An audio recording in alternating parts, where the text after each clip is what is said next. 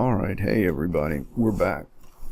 We've and welcome to everyone. We've changed our graph a little bit. I've kept it similar so you know where we are. This is received power in arbitrary units, and we're going to use received power and compare it on this line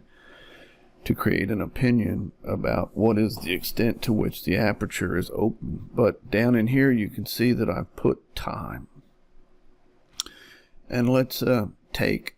the situation which is true of almost all electronic equipment, is that there's going to be some variability in the output of the transmission side or the transmitter side of the transceiver. So if we wanted this to be time here and this to be received power, the effect we're going to have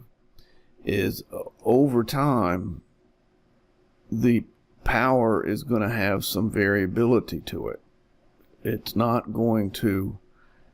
always be putting out the same exact amount of power all the time, because it's an electronic piece of equipment. And so we have this line here where the power level is going up and down, and this power level is just a result of the fact that the equipment is a physically real piece of equipment. And you can't,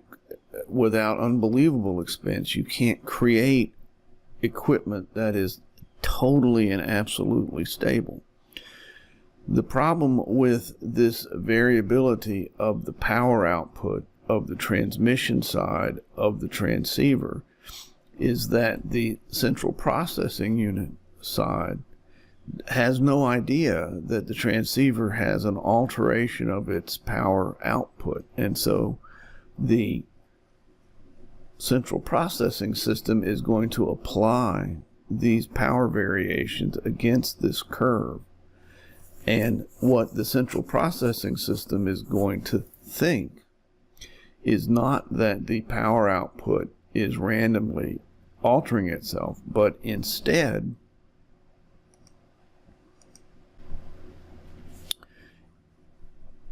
it will have a different opinion of what is going on. All right, and so we've taken this curve that we saw before where we generated our calibration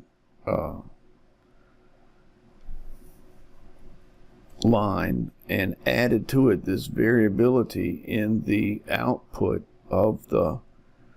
transceiver, because this just happens with electronic equipment. And what's going to happen is the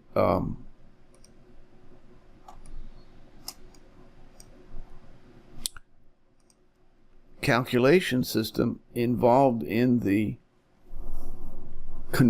conversion of power output into position is going to have the opinion that the piston is moving back and forth like this in just a sort of a random fashion, because it's going to keep taking these variabilities of power output and converting them into variabilities in the position of the piston, because again it does not know that this variability that we're seeing of power output is a variability of the transceiver, not an actual motion of the piston.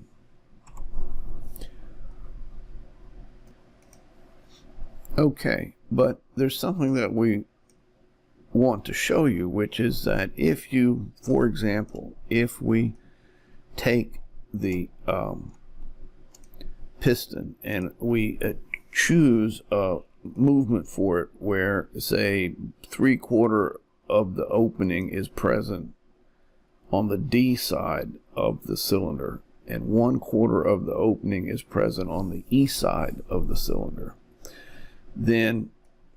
we can look at the power of radio power, the power output that is coming through the D channel of the cylinder, and it's going to